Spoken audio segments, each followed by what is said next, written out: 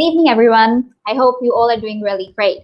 So, with all the blessings and excitement, we are here at National Discussion 2.0 final round. We guys are so excited to bring this event to this level. And thank you guys so much for your support and the participants also to make themselves able to bring to this point. So, as you know, I'd like to share our finalists here. We're having Swapnita, Shweta, and Nupur. Congratulations, all of you girls, for your way out to make to this finale. And yeah, you are well prepared with the rules and the other stuff, so I'm not going to repeat that again.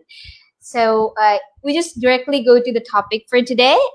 Today's topic will be brain drain. So I hope that we all are quite familiar with the topic discussion now. And I'll directly go to Swapnita then. Swapnita, over to you. You can unmute yourself and give us a brief introduction and can quickly go to your discussion. We're going to be traveling the other way around. Okay, Swapnita? Okay, good evening everyone. This is Swapnita Singh. I'm from Kendriya Vidyalaya ARC Charbatia and I'm from Cuttack, Odisha.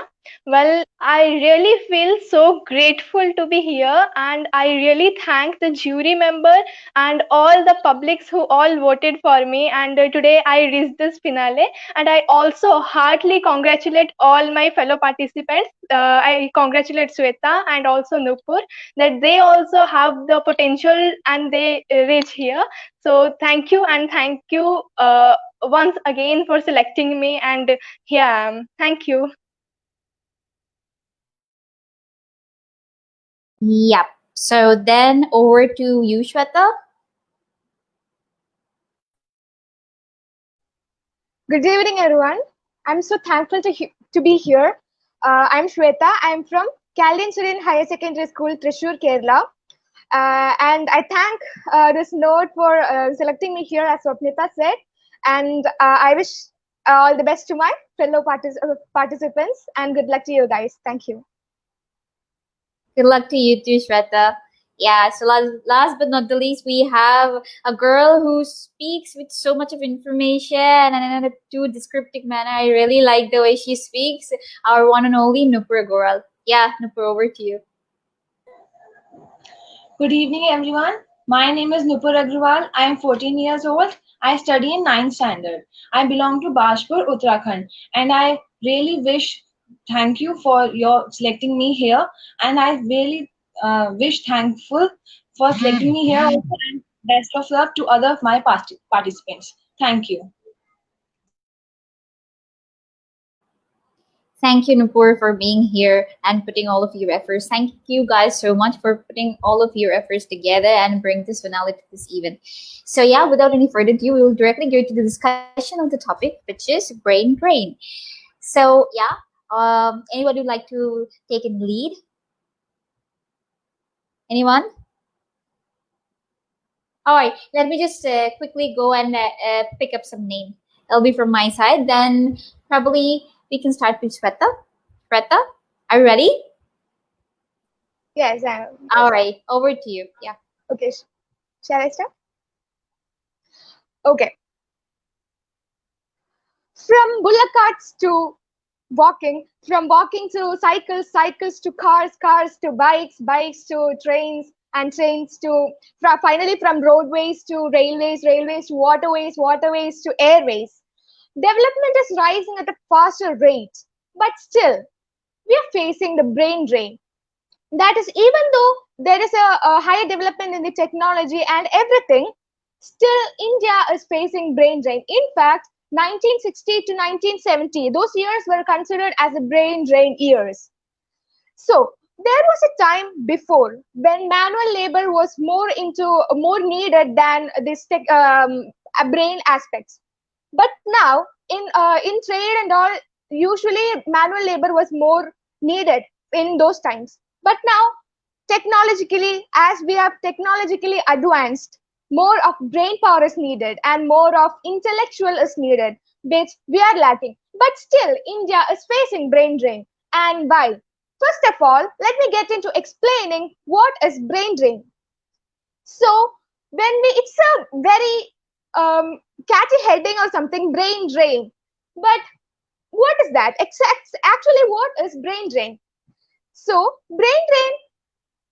So brain drain is the when the professionals or qualified individuals or technical skills from a person, or a person leaves a country, the emigration of qualified people from a country for jobs or better quality of life, that is exactly known as brain drain.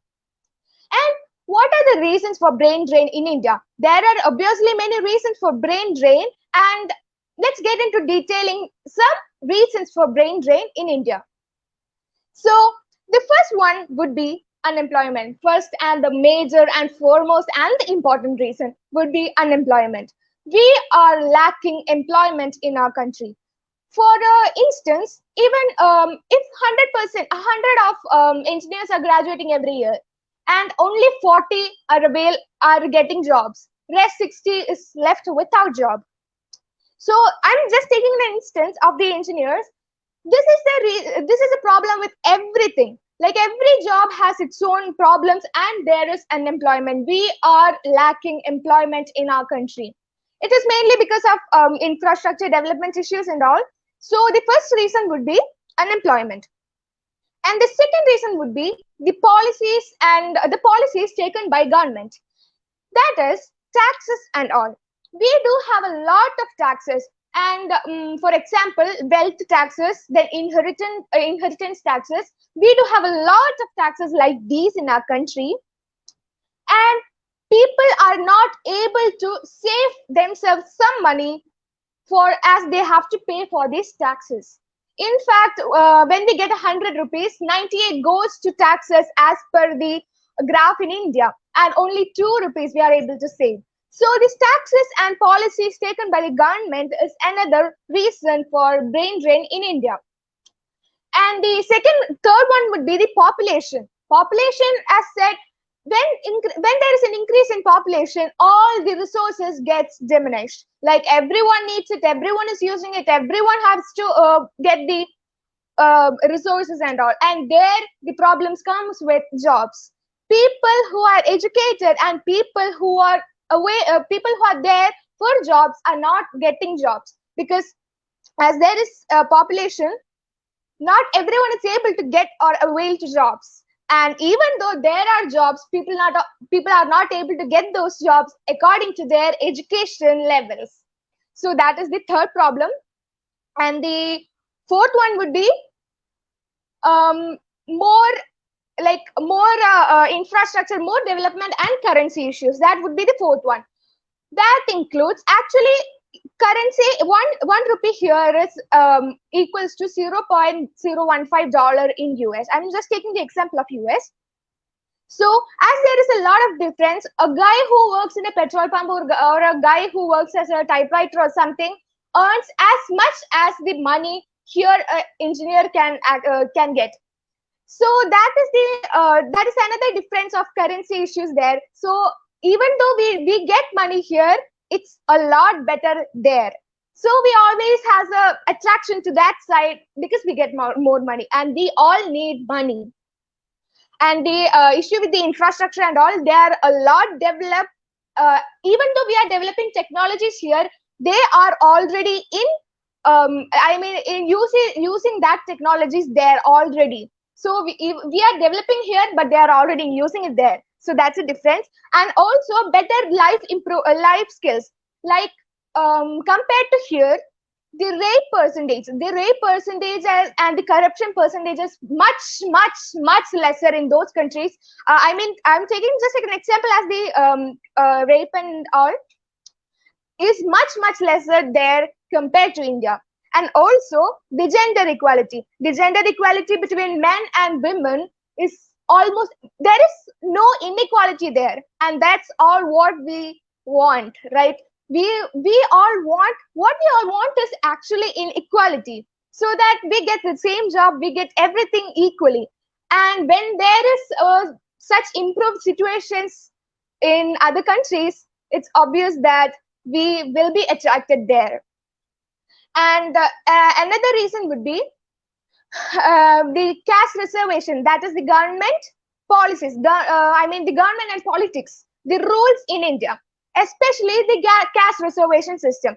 In the caste reservation system, the needy and the those who are worthy to get the jobs are not getting the jobs. Even though they are skilled, they are not available to get jobs because of the caste reservation system. And when caste reservation system is there, migration of talents is sure to happen, and that's another reason. And also the political parties plays a very important role in this, because they recommend with their own power, their own influence, their own money and everything, and they get their own people into the jobs from which they can also influence from. So actually it's a benefit for them. Actually their people are getting into the job, and also they get benefited from the job. So parties also play a very important role in this. That would be the fifth point. And the sixth point, I would like to say that we are not giving much regard to every job here. That is the dignity. We don't give much dignity to the all the jobs here. So that would be the next one. And seventh one would be, like as I said, the education, the infrastructure, the development, the technology. All of those things are already in practice there. That would be the sixth point. And last and the least, I would like to say that we are not giving much importance to the, see, I will tell a small example. Sundar Pichai, he is the CIO of Google, everybody knows. And Satya Nadella, she Chief Secretary Officer of the Microsoft companies. Then Indra Nooyi, the Chief Executive Officer of PepsiCo. All of them have a common thing, that is they are Indians, but they work for a international or a US company. So why is that? We are not giving much importance to these entrepreneurs here. Young entrepreneurs cannot bud their talents here because of this reason. And if they can work there, why can't they work here? And that is the problem actually, that we don't give much importance to the budding entrepreneurs. So that would be the other reason. So these are some reasons for brain drain in India. Some some important reasons. And when this brain drain happens, what does it impact on the country? Now that's a big and major question. We should definitely answer to it, and we should definitely know about it. Brain drain and its impacts in India. So the first one would be the tax, lesson tax. The government won't be able to get the tax because 25 to 60 years older generation won't be able to pay the tax, or they won't be getting any money from the people. So the taxes would be the first thing. The government won't be getting taxes to run itself. And the second one would be less in skilled workers. Even though we are developing skilled and awesome and talented workers here, all of them are going away. So what's this? Like they're not even able to give their talents here, and they're just flying over there. So we will lack in skilled laborers and workforce. And third one would be decline in competitiveness. That I mean that now I feel all of your tough competitors to me, and if you are not there, I won't feel such competition. It's the same here. If we are not having skilled and talented and amazing workers here, what will be the need?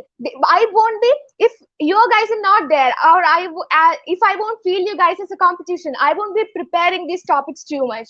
I won't be getting more points, and I won't be gathering information. I'll be just taking it as a cool way. Oh, I can do this. But that's not with me. That's not with me right now. I have taken points from the search on Google and everything. So it's the same here. If there is no competitiveness, the skill ultimately and gradually decreases. So that's another point. And next one would be that's another point. And next one would be the when this brain drain happens, the economic growth is much less. The political stability, the political instance, and social integrity, everything is down. When people are not developing the country, when people are not helping to develop the country, obviously there won't be any development. So that would be the next point. And another one would be, people will be like, they lack in confidence. Like, as everyone is going out, as everyone is going out for education, and everyone is going out for businesses and jobs and etc., the rest of the people staying here won't feel a need to stay here. Like, it's exactly like when we go to a school and all of our friends move to a better school, we also feel like going, right? We won't feel any more attached or anything to our present school. So it's the same. Actually, when all of them are going away, it's a lack of confidence in our present system.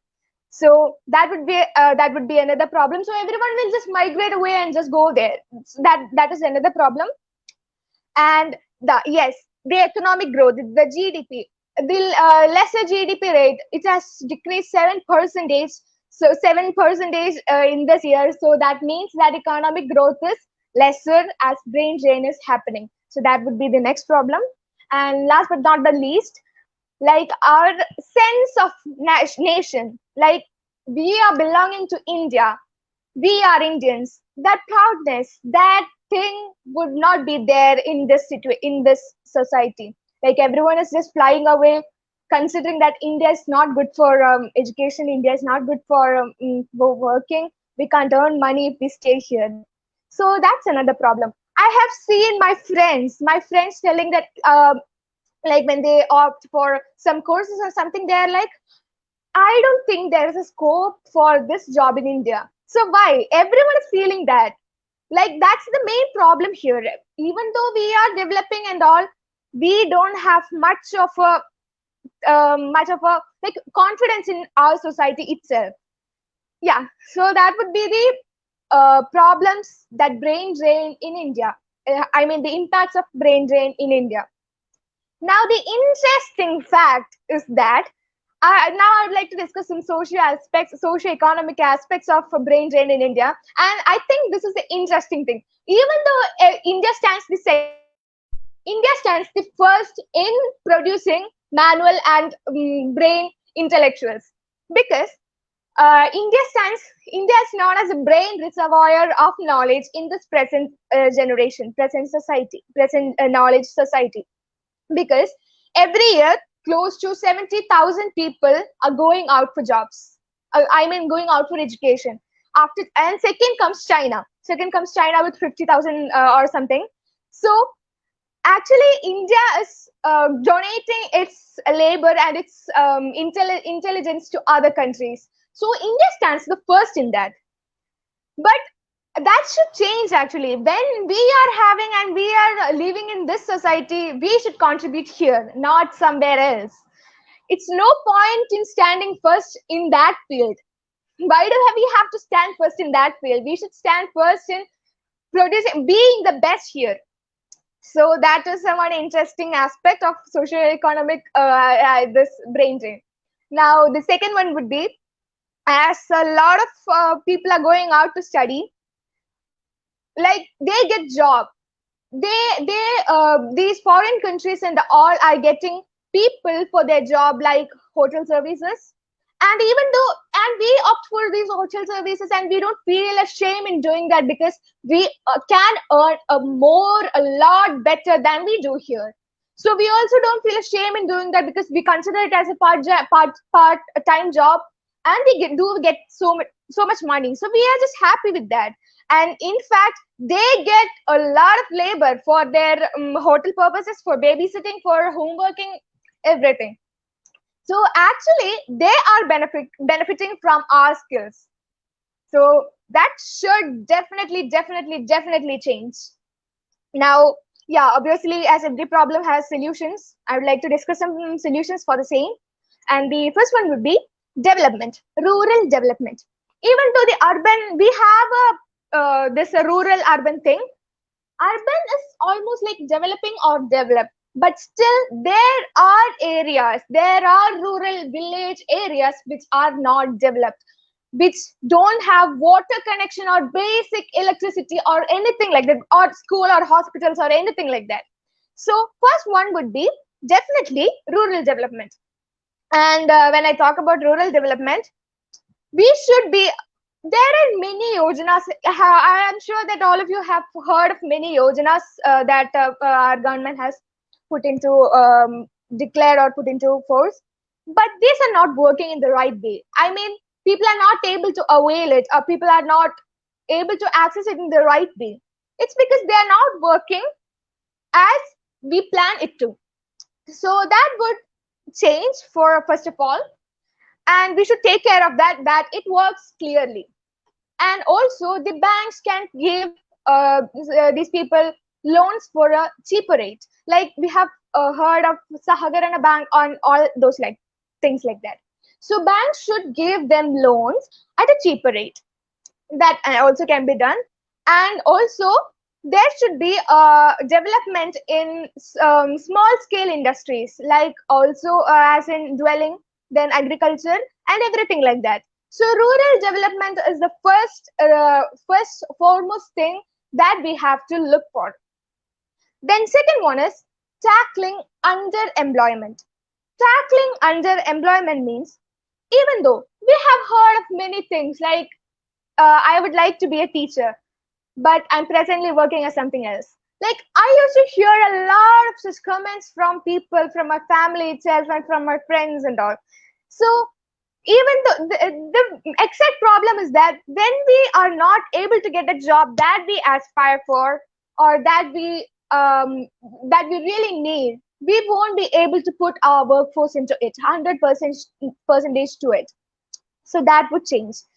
Tackling underemployment means giving and understanding what a person actually needs. If in a company, if a person is appointed, the manager or the company, the manager should know that how, like, what is its potential, and should give jobs accordingly.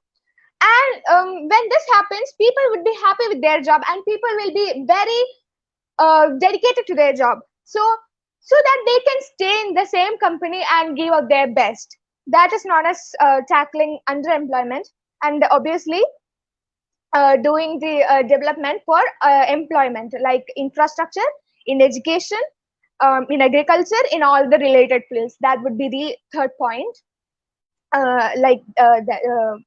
Improving employment facilities.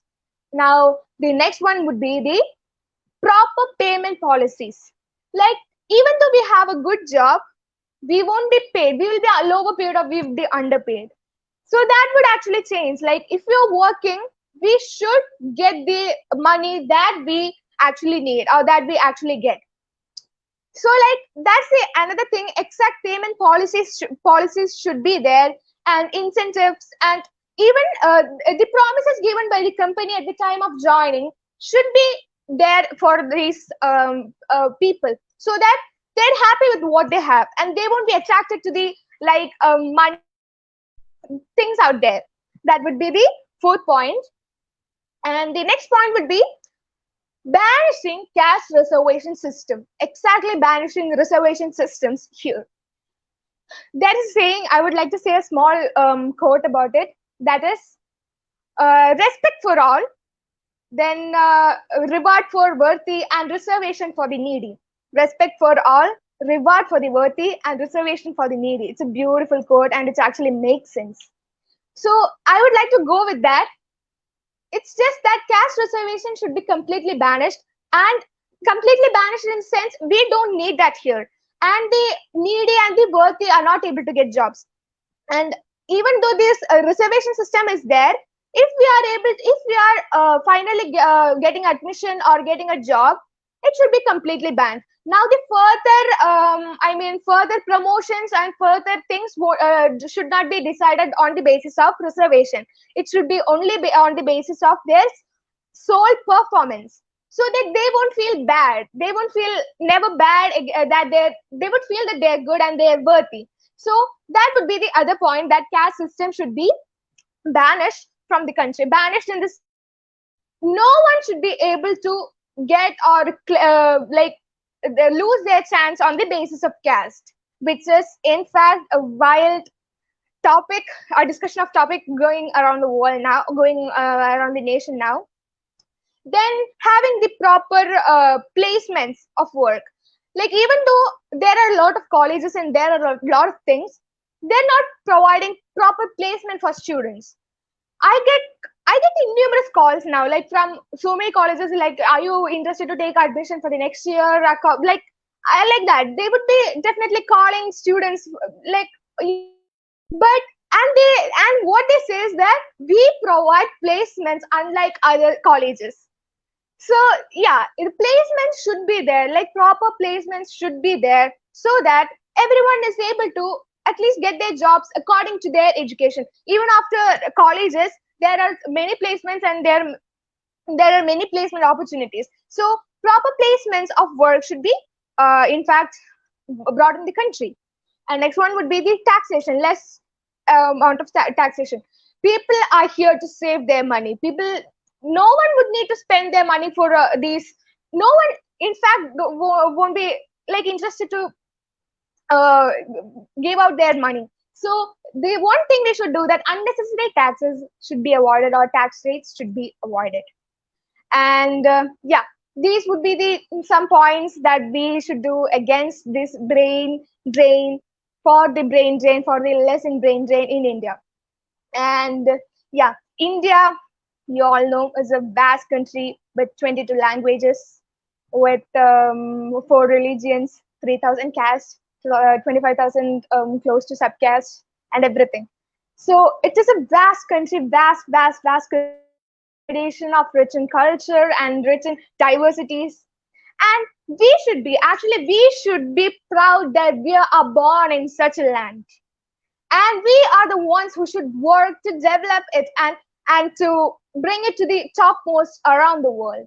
So there is no doubt that we should be proud as an Indian, and we should work for our country.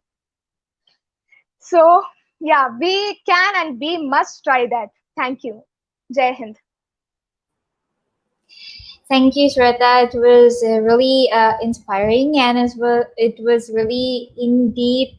It was having quite a lot of depth in your perspectives. Thank you so much for that. I would request the other participants to raise some of the questions if they have for Shweta.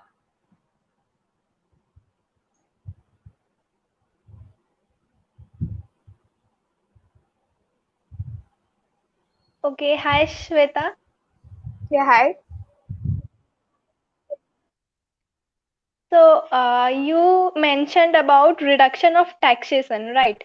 So I want to ask you, India is one of the most populous countries in the world, and if we reduce if we reduce taxation in our country, then how the government will run, how it will supply the facilities to its wide, broad population. India is so much populated, as we all know. So taxation is the only way, I think, government take several steps to provide proper facilities to its citizens. So if we reduce taxation, then how, according to you, our government can run? How? So thank you for the question, and it is indeed a nice question. And I would like to say that reduction in taxes mean that there are many inheritance taxes and wealth taxes and all. So the taxes should be like, we can avoid a lot of many taxes. In fact, taxes should be there. I'm not saying that taxes should be avoided, but taxes should be for the proper need. Like, there are so many taxes like in India, so we should actually reduce that taxes. And also, these taxes are for development, so development should take place first, and we are lacking that. If development is there, actually, even though, like, doing the things with less money, like putting in less effort but bringing it a more success, that's what we should work out here. Putting in less effort and bringing it out as a more success. So I would like to go on with that plan. I don't know exactly how we will do that. Like, we are not much into the economy or something. We are just like children maybe. And yeah, so that would be I would like to say that point. Like, putting in less effort and bringing greater out greater good.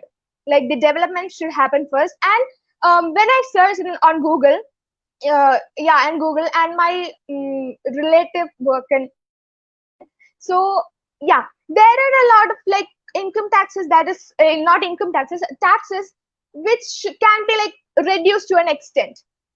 So we should actually work on that. Yeah.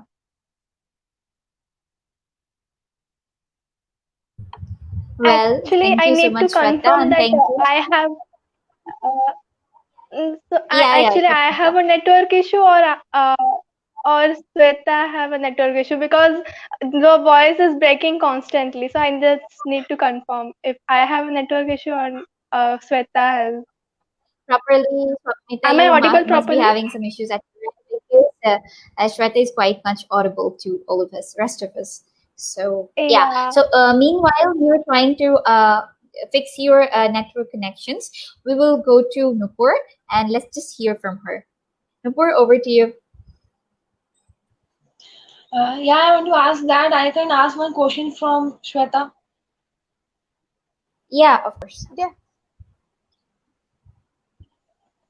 Yeah, Shweta, as you mentioned that the GDP is being given as reduced by 7% and the impacts also. So, what are the percentage of GDP is invested by the? I'm actually the approximate only that by the India and compared to USA for stopping the brain drainage from India. Actually, we are lacking in DGP. Sorry, GDP. As we are moving out of like many of our working labor is moving out, the economy is gradually decreasing. So I'm suggesting that we are coming lesser in yeah, see, the first stands China with 9% increase, and second one is India. I mean, India's in decrease, that is 7%. So I'm just suggesting that as our working labor goes out of the country, our GDP like become less. Or it's not like that we are not contributing to our GDP. I'm just telling that if our working labor is moving out of the country, there will be a decrease in GDP. Sorry, is that your question? Actually, there was network issue, so I was not able to listen your answer. Okay. So. Yeah, okay. Can you tell me your question again? Like, are you asking me that? Yeah, can No, you tell me? I'm just asking the approx percentage given by the Indian GDP as compared to the US GDP in stopping the like the drainage of the scientists, doctors, engineers like from India. It's 7%. It's a decrease in 7%. Okay, thank you. So now may I start? Okay, so yeah, of course, Nupur. Yeah, we'll coming to you. Thank you, Shweta, for answering all of the questions. Thank you, Nupur, for asking her and lets us know the important aspects what she's thinking. So yeah, we'll directly go to Nupur now. Yeah, Nupur, over to you. So today's topic, brain drain in India. This is the most interesting and alarming topic of present scenario.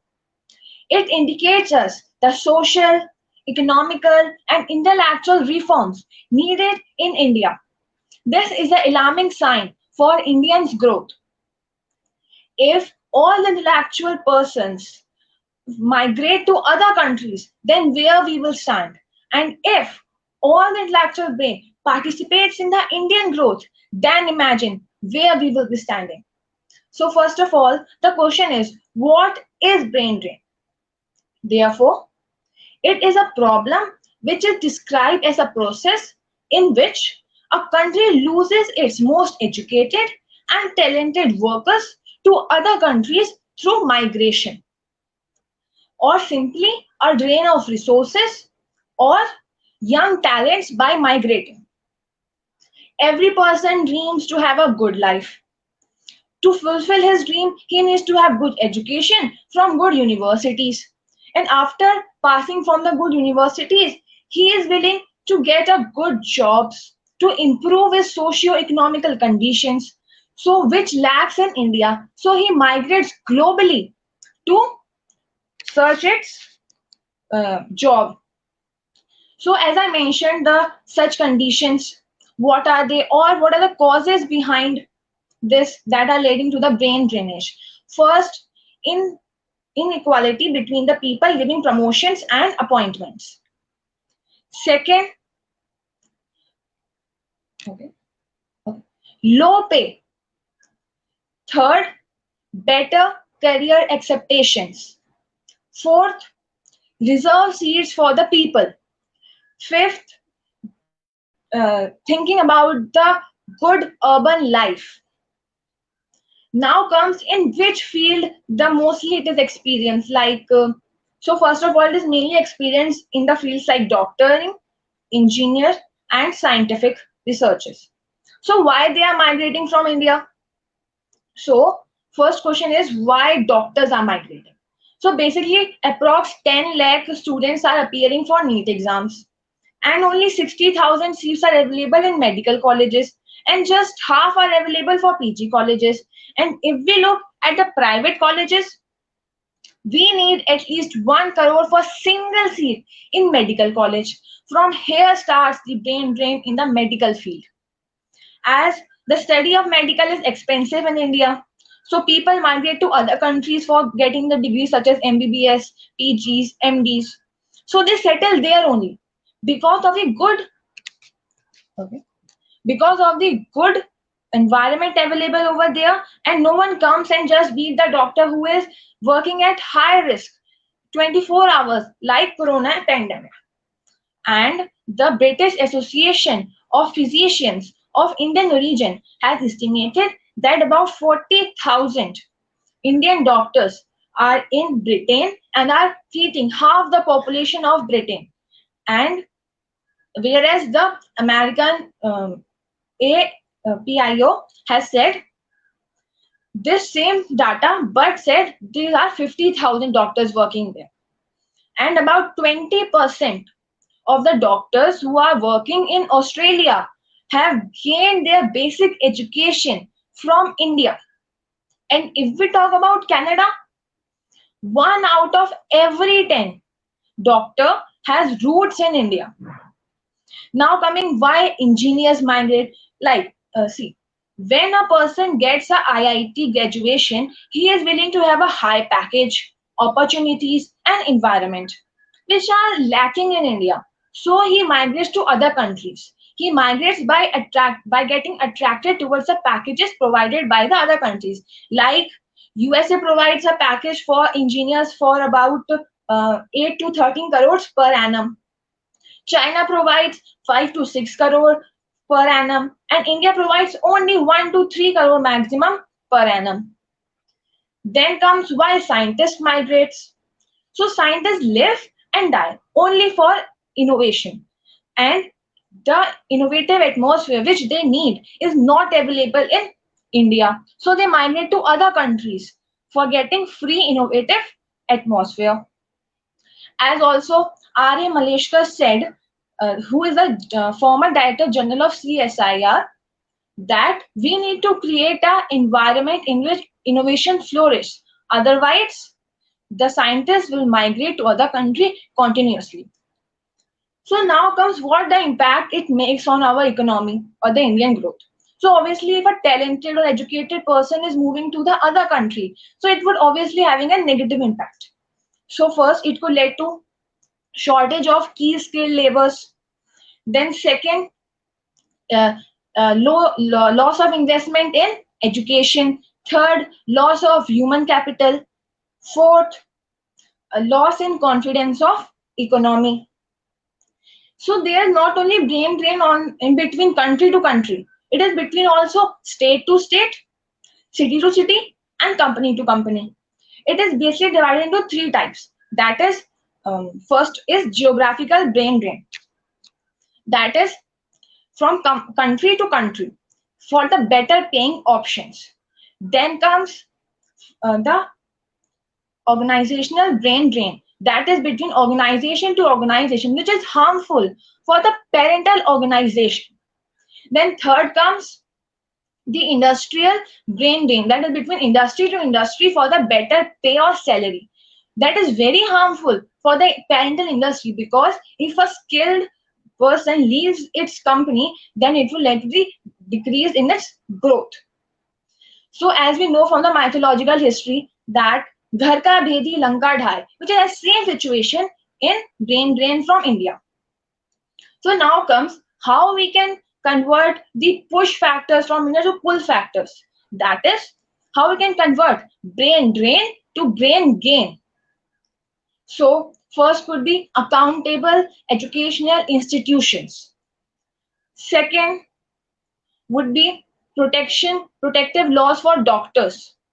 Third, increasing package rates. Fourth, giving government policies. Fifth, by providing them to everyone with equal rights. So now comes that what our legends think about it, what our legends keep in mind about it.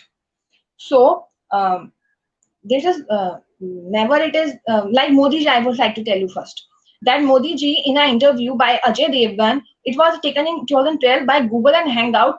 He said that हम सारे बुद्धिमान चले गए हैं मेरे देश से, बस हम मूर्ख ही बचे हैं. So this Modi ji thinks about it. Okay, then comes the now it is not true actually that only brain drain has occurred in India. There is no brain left in India, only fools are left. There are lots of and tons of brain power still in India. And a perfect example is Super 30, which is given by Mr. Anand Kumar to 30 students per year, and they get into the IIT colleges and get good placement. The second example would be Mukesh Ambani. The Reliance company is at position of 96th rank out of 500 companies globally. He increases the employment. That leads to the employers to attract towards our country. Third is Ratan Tata. He is operating about 100 companies in his flagship and providing 7 lakh employments, and it ranks third in providing employment in India after Indian Defence Force and Indian Railways. Then fourth comes the Jamanlal Bajaj. It is a multinational company which is operating 34 companies under its flagship. The three examples which I tell you, they increase the employment and attract the people towards the country, and it led to the growth. Then fifth one is Mangalyaan. Our intelligent scientists made it from our own country material, and it just cost $74 million as compared to the USA Mars project, which was about $672 million. Then the other example is Dr. P. Venugopal. In August 1994, at AIIMS in Delhi, he did a successful heart transplant in India. So see, there is lots of brain power in India, which does for India and lives for India.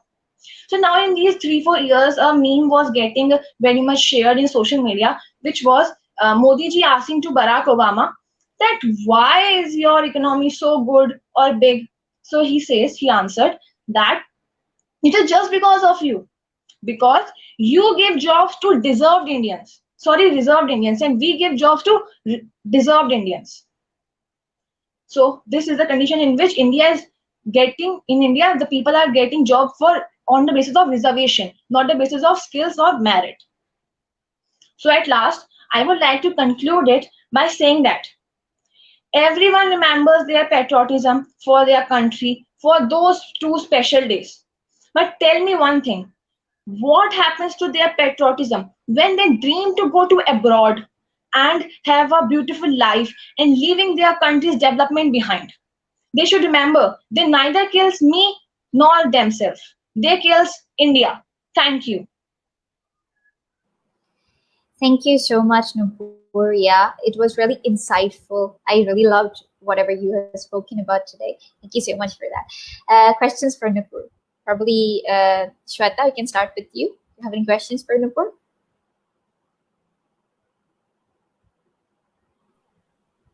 So you said that doctors are moving out of the country because there is less of money to study there. But why do you think it's actually a less of money to study there compared to India? Like, is it because of the technological development in that, like outside the foreign countries, or is it because the more talented, skilled brains are not there, so that we don't have much of a competition? So why do you think that there is a less of money to study abroad compared to India? Listen, in my opinion, the Indian people are mainly thinking about their money. They want to collect the things like see, in my case, in my family case only, if you see at the private education institutions, they are demanding for high costs because they need money only. They need to build their house like Ambani's house. That's why they are needing money. And if we look at abroad, they are happy in a simple life. They need not need to have a luxurious life, or they want to be like a king of anything. Like you would be knowing about some the politicians of also in USA, daughters are moving with cycles only to the other places. And India, there are special cars for them. The traffic is being made first, they will move. So in India, basically, people needs money, so it is expensive over here as compared to the other countries. Means I mean by that the developed countries, by like Russia and USA, America. Thank you, thank you, thank you. Okay, so I also want to ask one question to Nupur. So you mentioned that scientists move to other countries because they don't find innovative, innovative environment here in India. On the other hand, you also mentioned that our India, with this produced Mangalyaan with so much less money than other countries. So, what, according to you, one side you are saying that scientists move because innovative environment is not there, and other side you are mentioning that with so less money, Mangalyaan here is prepared. So, what, according to you, is really innovative environment the major factor that scientists are moving, or something else? Okay, thank you for the question. See, I have know about Mangalyaan only from the movie Mission Mangal. So in that, I have saw that the scientist has achieved what they want by their potential, because government was not providing them that much money which they were needed, because that was their dream to achieve that goal. That's why they did. And I have said that they are not in innovative atmosphere. That was only in Mangalyaan, but they crossed all obstacles in their way, and then they got to achieve that position. Yeah, till now also the what you can say innovative atmosphere is not available. That's why only the ISRO that has made it a Mangalyaan in that year, it could make before also, because if that atmosphere was present before, means government was supporting to encourage them to go into space and do something achieve, then it will be achieved earlier. And because there was potential of them, that's why only they achieved this goal. I'm damn sure that it is not available in India. Otherwise, we could achieve Mars very much before, and we were now standing on that Mars, not here. Well, according to me, we yeah. So according to me, I think that ISRO, that Indian Space Research Organization, is one of the best space organization in the world if we compare, all the other countries. So we cannot say that government is not providing. According to me, in my opinion, government is not helping ISRO, because you take any example, any missile launch, yeah, or this Mangalyaan, Narendra Modi, the Prime Minister of our country, or other governors or other chief ministers, they are the one who encourage people. Also, recently one mission failed, and that also Narendra Modi, the Prime Minister of India, he encouraged. He is the supreme of our government, right? So he encouraged that. Yes, there is no problem. We can develop in the upcoming years. There is no problem. Failures are the path to success. So, according to me, I don't think that government is not supporting. Government is supporting. The main problem may be that lack of technological aspects, or some instruments or devices. That may be the problem. But government is not supporting. According to me, that's a bit wrong, in my opinion. So, Swapnita, if I'm not Can I wrong, add if some I've point? understood.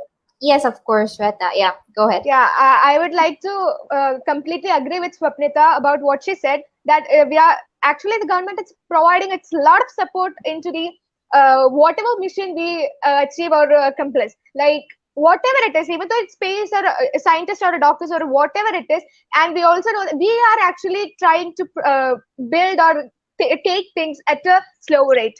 like Dr. APJ Abdul Kalam, everybody might know. So he created a heart transplantation thing with a very like cheap material. So actually there is everyone is supporting, but just that the technology and development and the resources is lacking. It's not the innovative, like I think as Swapnita said, I would also like to agree that it's not the environment, it's just the lack of technology and resources in our country. Okay, may I answer to both of your questions? Yes. Sure. Okay. I believe that Modi ji has supported this because earlier there was many prime minister also like Indira Gandhi, Rajiv Gandhi, VP Singh, but they did not supported this because like Chandrayaan 2 was also failed. So Modi ji encouraged. So it was Modi ji's potential to get to that position because if our other prime minister, the former prime ministers also encourage the ISRO like that the Modi ji is doing. Because in my opinion, Modi ji is thinking about the country, not about the goose or getting their mentions like palaces. That's why, in my opinion, that is. So that thing, listen, our potential, I believe that it was from earlier, like from uh, civil, from past times. But to encourage someone want to be there, but now it is only getting encouraged now by Modi ji in this decade only. That's why I believe that the thing which we could achieve earlier, like which we could achieve in 20th century, we are achieving 21st century. That is my thinking.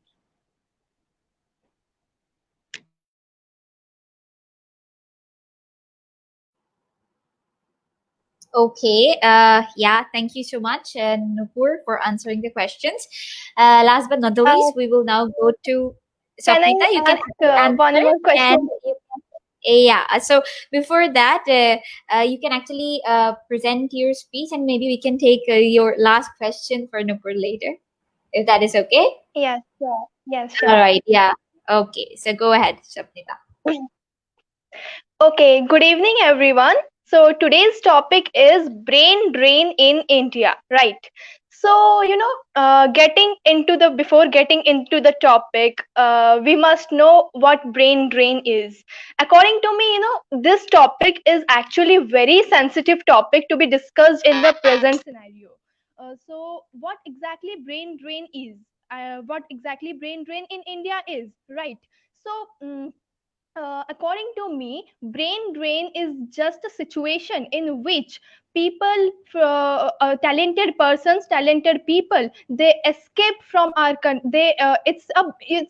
Basically it's an escapade of talented persons, talented people from one's own country to other countries just for better prospect or better career. That's what brain drain is. So, if we discuss on the topic of brain drain in India, then a lot many things are there to be discussed on. Like what causes brain drain in India, and what are the impacts of brain drain in our Indian society, and then what the government has done till date to improve and balance the brain drain in our country, and what we on an individual level can do to maintain brain drain and brain gain in our country. What we can do to keep a balance. So a lot many things are there to be discussed on under this topic. So I will cover everything that could be discussed in this topic. So I will cover. So first of all, let me talk about what are the major causes that are behind this brain drain in India. Okay. So first of all, the major cause, the first and foremost cause that is causing brain drain in India is in India is that the true knowledge, to the true merit, the true qualification is not recognized in India. In India, people are selected, people are given jobs on the basis of their caste. They are not the worthy people, the intelligent people. They are not given the correct opportunity and the correct scope to shine in their own respective fields. It is because the because of the caste based reservation system, a lot many intelligent and a lot many talented people lag behind, and they don't find an exposure to showcase their talents to and this is one of the reason why India is still a developing country. And this is because of the people, because since they are not able to expose themselves, since they are not able to expose their talents, since they are not able to showcase their intelligence, that's why a lot many countries still think that India is backward country. You can take example of China too. China especially thinks that India is a backward country. And all, and as Sweta also mentioned that some bright examples, like as Sweta mentioned that the Sundar Pichai, he is the CEO of Google, and Satya Nadella, the chief executive officer of Microsoft, then Indra Nui, the chief executive officer of PepsiCo. So they if we observe them, they all are Indians. Now the question arises, if they can become the CEO in foreign companies, then why can't they become CEO in India? Right. This is because the real value, value of of talent of an individual, the true the true knowledge is not respected in India. You see, because of this caste based reservation also, many doctors and engineers, they are even scoring less marks, they get admission in the college, and that's what degrading our nation too, isn't it? So now this is I must say, this is one of the major reasons of brain drain in our country. Now moving to second reason, that is most probably unemployment in our country. So if we look at India, then India has more than 1.2 billion population in our in it. India is considered as one of the most populous countries in the world. Now, if we think about employment and jobs, and on the other hand, if we look at the 1.2 billion population that exists in our country, then it seems really quite difficult for our Indian government to provide each and every one of them proper jobs and employment. Also, students, they spend a lot of money in their universities and other educational institutions, and when they come out of education, come out of their college with their degrees and all, then those degrees are not recognized by many of the companies. And also those degrees, sometimes I just heard about the fake degrees the company the university is releasing. So these all actually can influence a person's mind to leave India and to go abroad and settle there. Also, I must say, recently you also must have heard about the Harley Whitson. It's actually a US company. It decided to settle in India and extend its bases in India. But since Indian tariff is so much, that's why it decided that it will leave India, and now it's planning to extend its bases in China. So you see, one of the other factor can be the taxes in our society, in our Indian society, and also the foreign direct investment is also reducing day by day, because most of the people are going there and going abroad. And in India itself, Indians are going, also the foreign companies who are settling because of this now because of this tax, they are going abroad. So you see that unemployment and and less of job opportunities, and these taxes, when all combined together, then it actually influences a person's mind to leave India and go abroad. Now also, you see, in India, if we look at the unemployment situation, then most of the people in India are disguisedly employed. What I mean to say is that if a someone is doing if a family is doing agriculture, okay, so in this agriculture we need 5 people, but there are more than 5 people, that maybe that 10 people, maybe the whole family is working. So that's they are just forcefully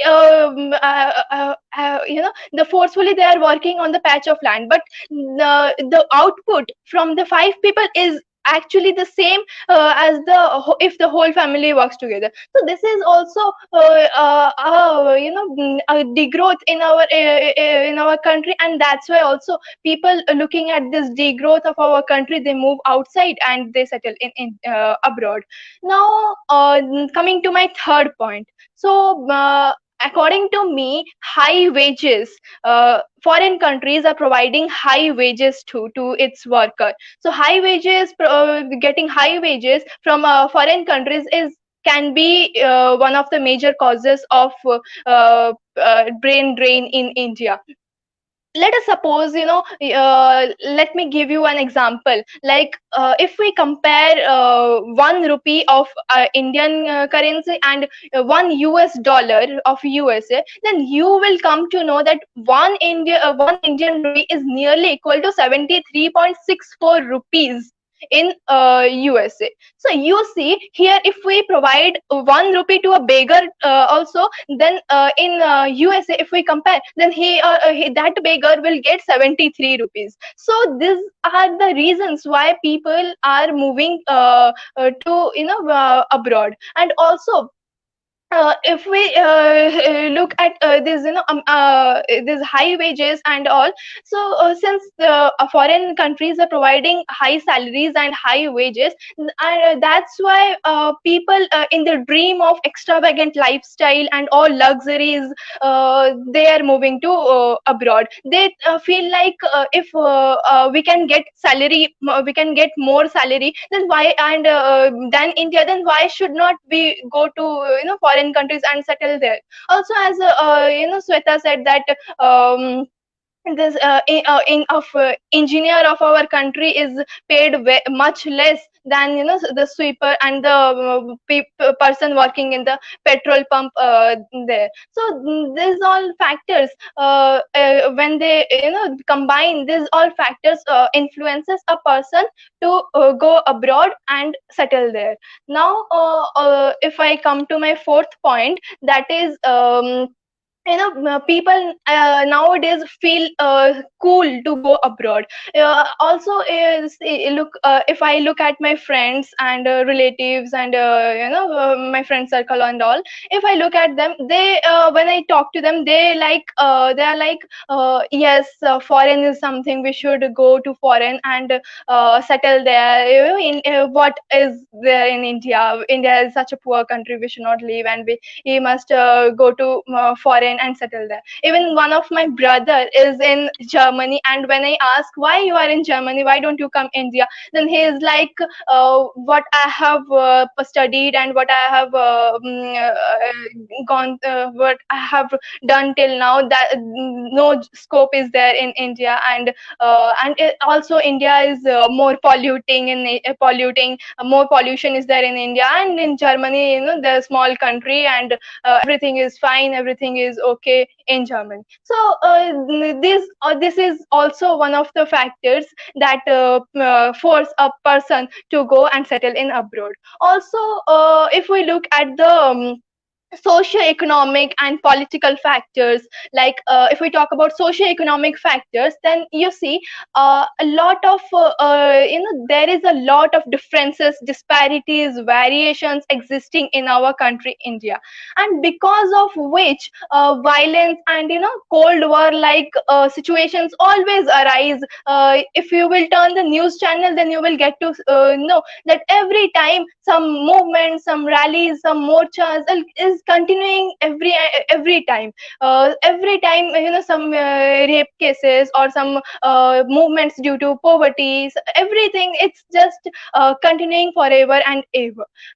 But if we compare in the other countries, in the foreign countries, such rape cases or there's movements, rallies, these are bit lesser than in India. And because since these movements, these rallies are going continuously in our country, it also leads to instability of our country. So people basically, that's why prefer to go abroad and settle there. At least they think at least we can live in peace. We can on every morning if we switch on the news channel, we don't have to see this rallies, morchas, movements, and all. At least we can have a peaceful morning. So these all are the reasons why people are going to abroad. And if we talk about now political factors, then you see, corruption. And corruption is something, it's flowing in the blood of almost all the politicians. Almost most of the politicians in our country are corrupt. Not only politicians, if we talk about some students, teachers, in their different way, they too are corrupted in our country. So corruption is one of the major reasons why people are switching foreign countries and settling there. So these are some of the major reasons why people from India are going to abroad and settling there. Now, there are some also minor reasons, like some may have some personal issues, or some health or medical issues, pollution, and these also are some of the reasons why people go to foreign countries. But what I mentioned there, those were some of the major reasons regarding brain drain in India. Now, if we look at India in the present scenario, in the earlier times also, there is no dearth of intelligence and knowledge in our country, right? India has always produced genius minds, amazing minds, with and also they have gained so much name and fame worldwide too. If we now earlier also, since as Aryabhatta and all APJ Abdul Kalam, they all are genius minds of our country, isn't it? That's not a problem that intelligence and knowledge is not there in India. I'm not saying that intelligence in India is there from the very beginning in our country. But due to the factors that I mentioned, people are moving abroad and settling there. Now, since they are moving abroad and settling there, there must be some impacts on our country. Right. So, if I talk about what are the impacts of brain drain in India, then there are many positive impacts and a lot many negative impacts too. So, let me now focus on some of the positive impacts of brain drain in our country. So basically, firstly, brain drain, due to brain drain, people are moving abroad, and they can get a lot of knowledge, they can acquire a lot of skills and expertise in many of the things, and they can, and they it also changes the perspective of their life, their personality. And when you meet several people in your life, then it actually changes the attitude and the behavior in yourself. One's personality, one's own development occurs. So this is one of the positive impact on our country. Also, in the sense of acquiring knowledge, Dr. APJ Abdul Kalam also told, cross the oceans to acquire knowledge. So acquiring knowledge and skills and being more professional, this is one of the reason, one of the positive impact on of brain drain in our country. Now, secondly, also, if we talk about the positive impact of brain drain in our country, then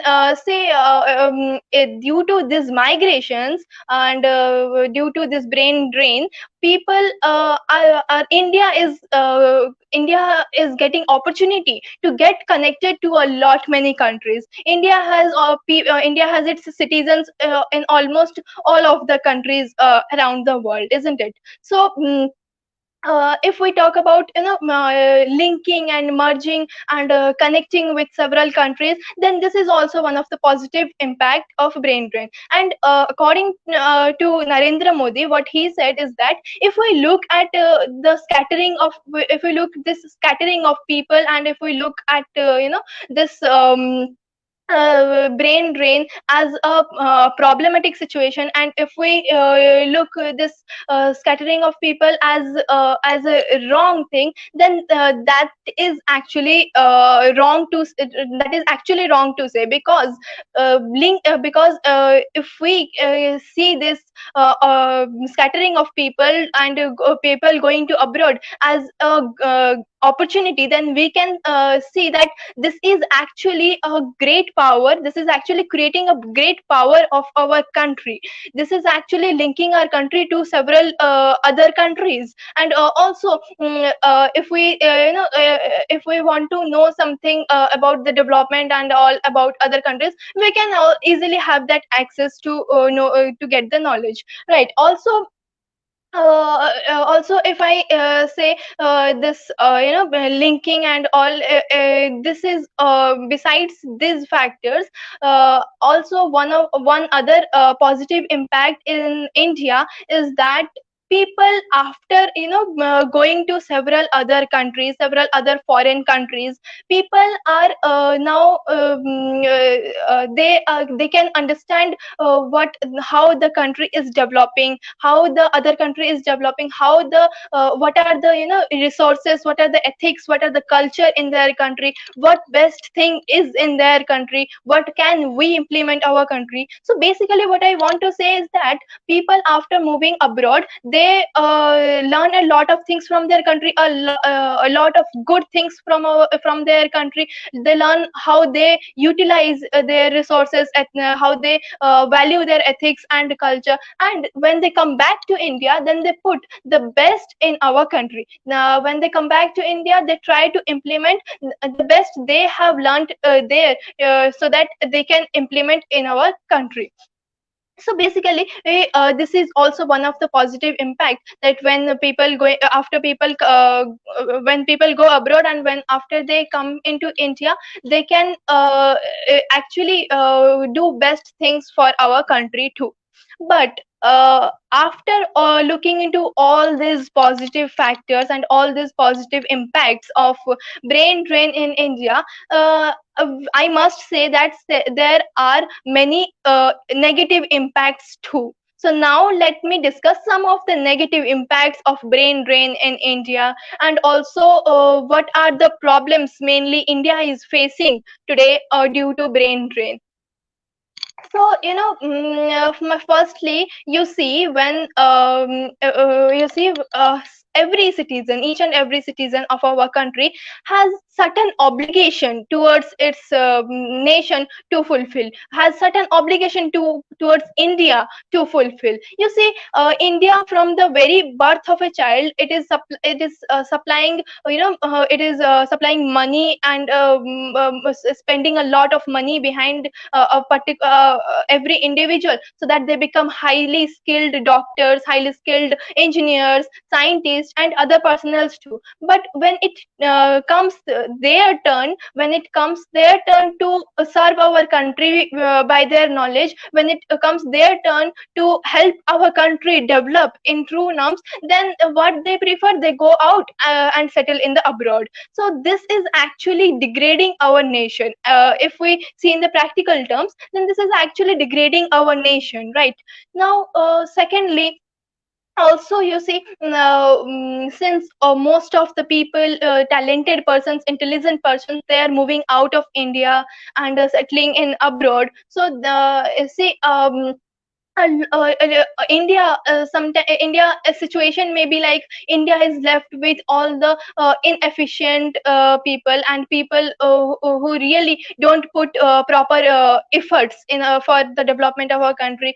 Yes, this is one of the major problem. See, when all the intelligent and all the talented people move outward, then India is left behind with uneducated and inefficient people, which hampers the economic growth of our country, and also the GDP rate is also declines in our country.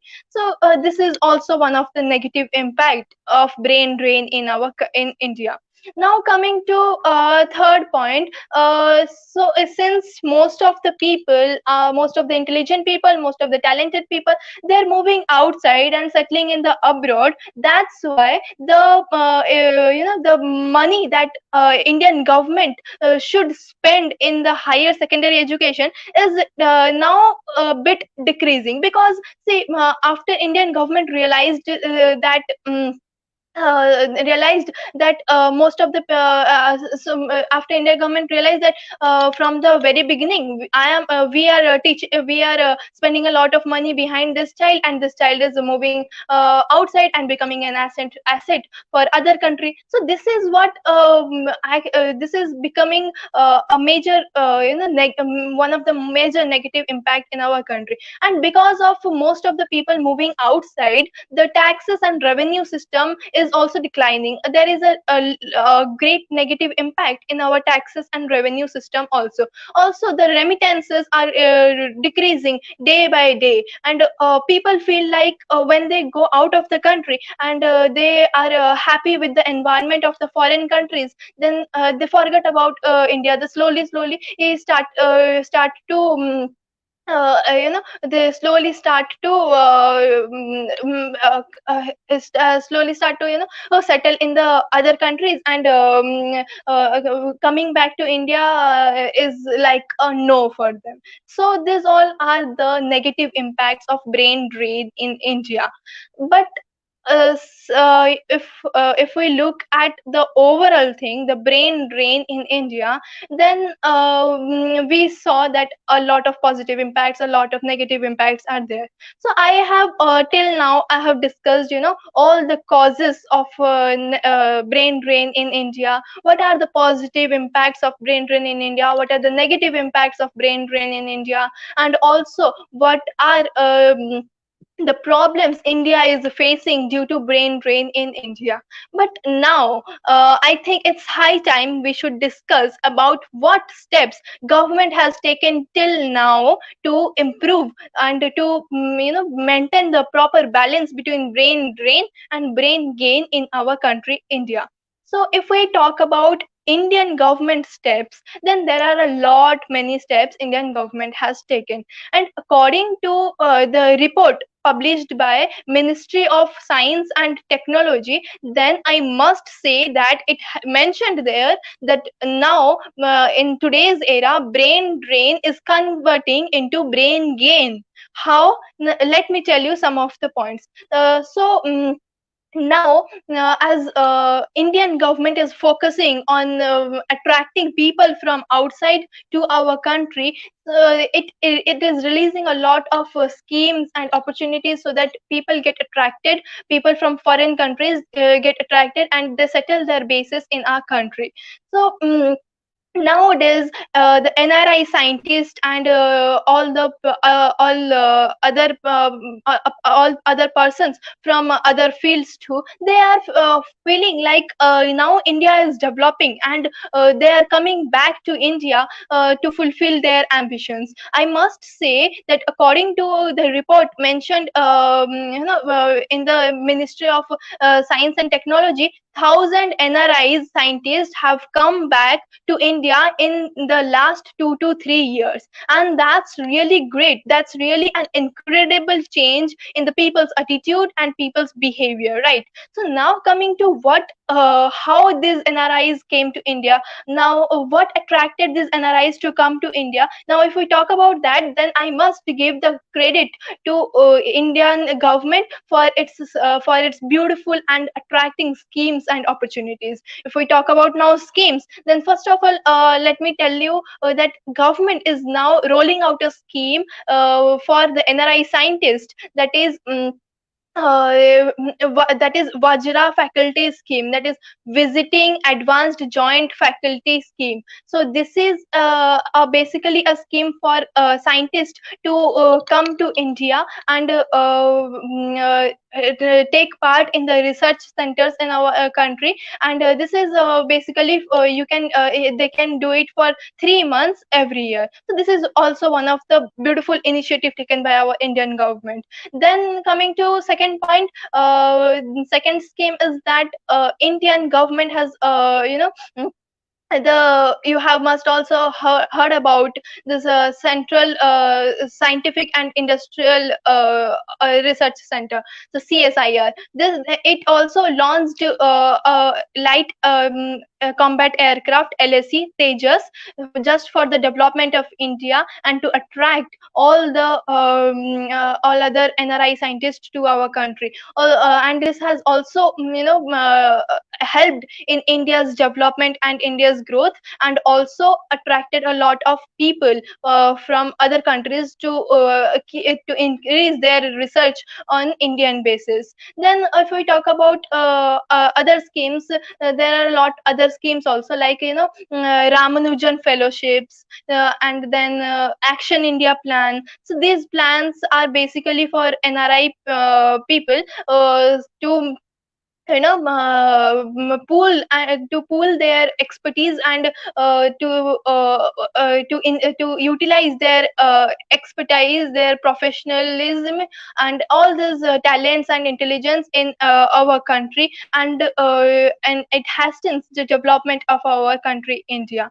Then also a lot many schemes like Talk 10, that is transfer of knowledge through expatriate nations. These schemes, and also a lot other schemes like let me tell you one scheme, that is YIM, that is Young Investigator Management. So these all schemes basically are taken by the Indian government to attract all the NRIs to India, and to improve its development, and to go in a path of success. Also, another important scheme is that the Ramalinga Swamy re-entry fellowship. This scheme is launched by Indian government to attract the people working in the overseas institutions or universities to come back to India and put their efforts in India's development. So if we talk about what Indian government has done till now,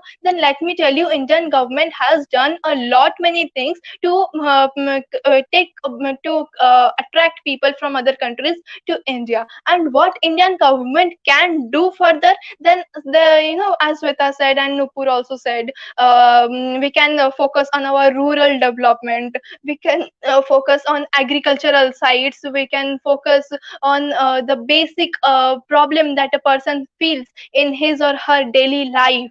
So these are some of the ground level problems Indian government needs to focus on. Also, we can also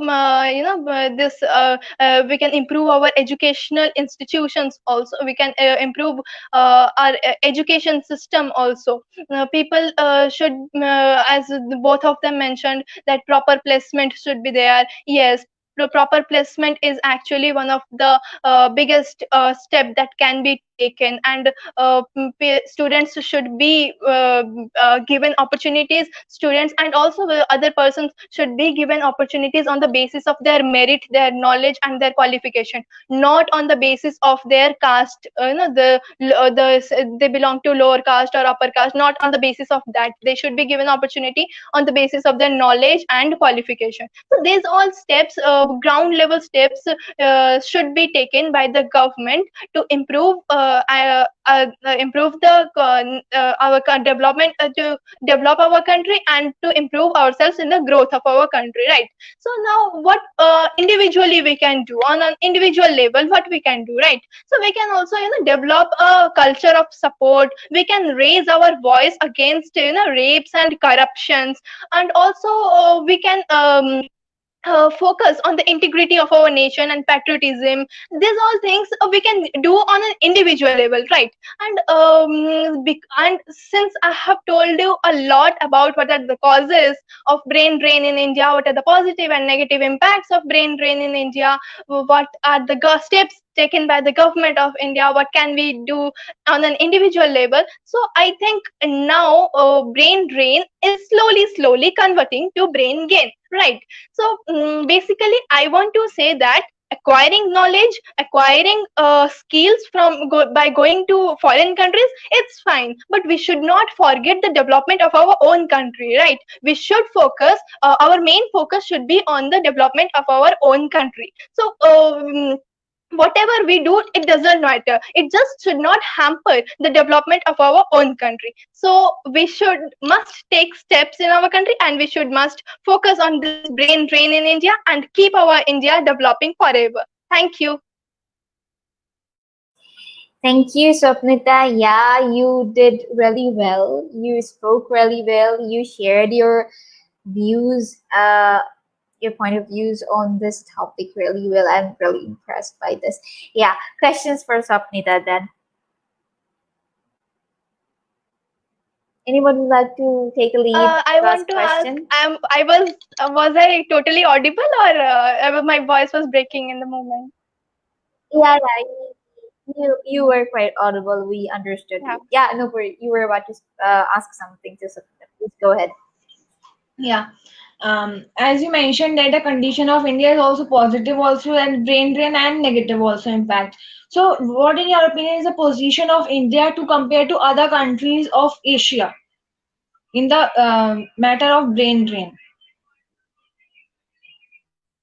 So I think brain drain in India is actually a major problem. If we look at the negative impacts of brain drain in India, then it's quite higher than the positive impacts, right? But since the government has taken so many steps, and since I mentioned also so many schemes and all, so according to those schemes and all, India is now getting converted from brain drain to brain gain. Actually, according to me, both should be there. Brain drain and brain gain, both should be there, but in a proper balance. And now, according to the report of, as I mentioned, that Ministry of Science and Technology, according to that report, I think we are now in a proper balance. We are now in the proper balance of brain drain and brain gain. So comparing to other countries of Asia, now I think India is in a quite stable position. Thank you. Thank you for answering. Yeah. May I ask? Thank you. Over to you, Sweta. Yeah. So you mentioned these many schemes. Yeah, of course. So according to you, what do you think? Do we focus on the overseas or the NRIs rather than here, rather than providing our money and capital and investment here? Like you mentioned all the schemes which are for the NRIs, which are for the overseas, and which are for gaining the brain. So what do you think? According to you, what do you think? Which should be done? Gaining the brain, or just improving and developing our situation, present situation, rather than going for others attractions? So according to you, what is your opinion? I just want to hear. So actually, that's a very interesting question. Well, if I talk about, as you questioned me, if I talk about government support, as I mentioned, all the points about NRIs, the government schemes, and all about NRIs. So according to me, see, after all, they are all Indian citizens, right? Their origin is from India. So we cannot just let them go. And if we start letting everyone go like this to abroad, then our country will be, in such a degrading position. We cannot do that. So our Indian government is also focusing on the people residing in India, no doubt. You all must have heard about all the schemes and policies that are launched for the people residing in India. Many steps have been taken to improve the quality and the standard of living of people currently residing in India. But the thing is that we cannot let just the people go to the abroad. We cannot just if we start letting everyone go, then it can hamper our administration also. So Indian government is basically taking steps in both the matters, people residing in India as well as people going abroad to India. So according to me, we should focus on both, isn't it? So yeah, thank you.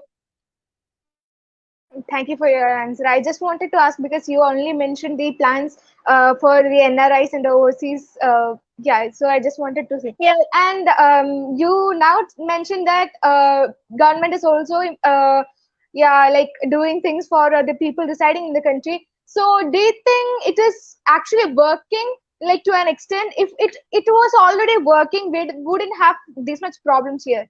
But I would like to add that according to me, I don't think it's working. All the yojanas, the government, we all have learned so many yojanas in our classes, 10th and all. But actually, is it working to an extent? It's an open question, I guess, for both of them.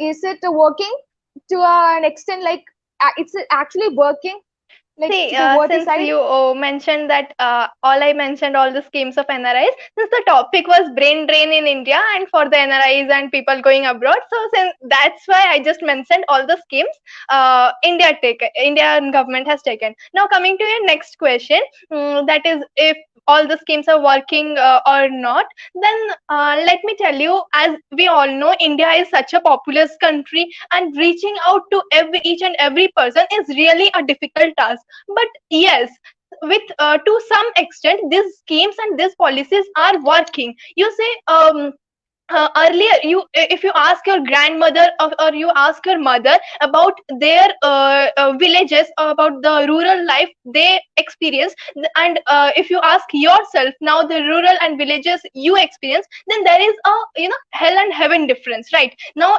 rural areas are also improving, and internet facility, electricity facility, everything is provide everything people in rural areas residing get. So if we talk about working of these schemes, then according to me these schemes have worked to some extent, and but still more of it is yet to come, right? So thank you.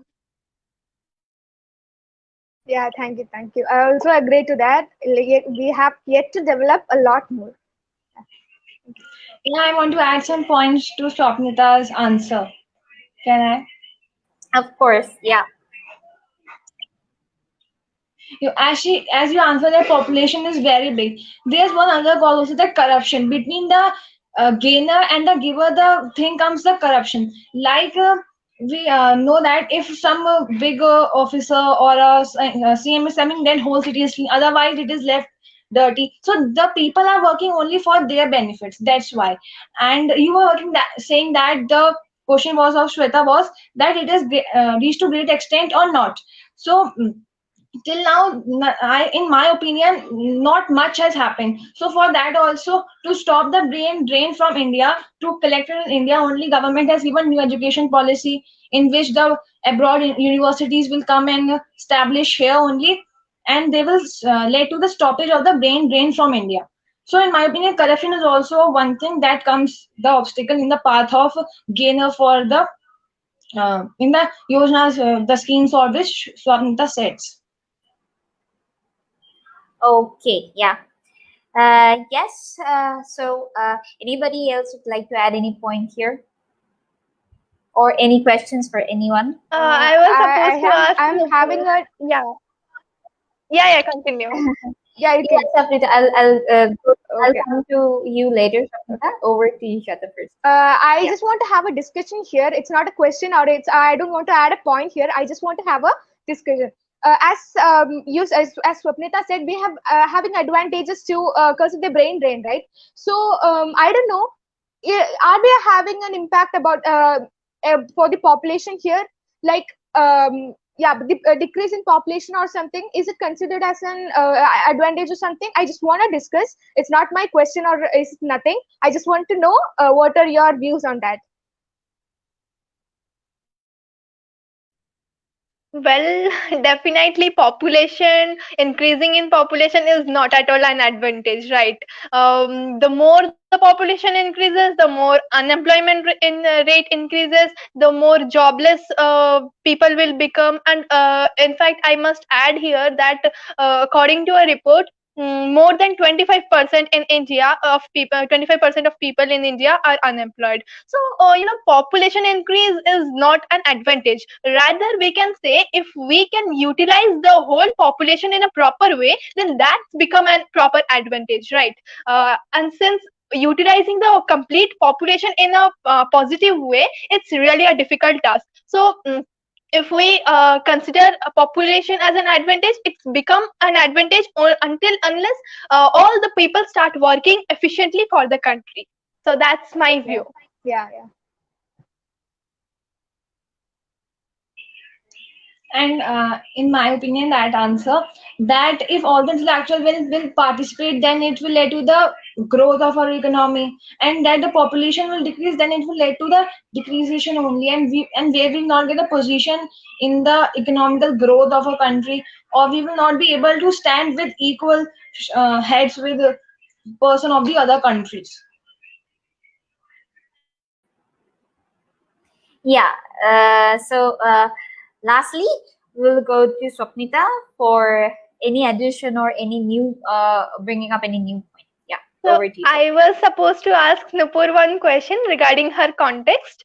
So Nupur, you just mentioned that brain drain is not just in from country to country; it is from state to state, city to city, and that point you mentioned, right? So according to me, I don't think that brain drain, the people migrating from city to city or state to state, it can be under brain drain. I don't think that it leads to brain drain in India, because you see, if a person moving from one city to other or one state to other, it's just because he wants a better career or he wants a better prospect, right?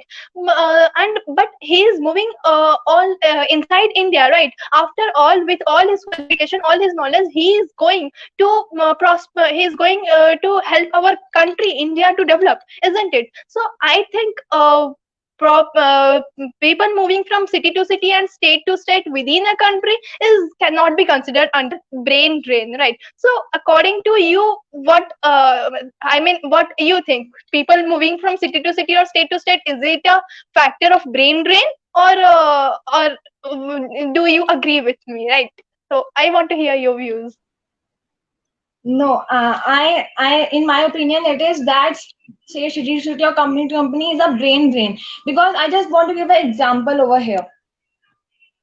Okay, yeah, that in a recent research, that most of the IAS or the educated, talented persons are from Bihar, but if we see, the Bihar is not that much what you can say developed. It is, listen, in my opinion, it is famous for its uneducated people, illiterate people. But if we see that most IAS, IPS are coming from that state only, so because they are just migrating from their state to state, that leads to the decrease in the development of their state. I'm not talking about country over here, I'm saying the state's development, cities or companies.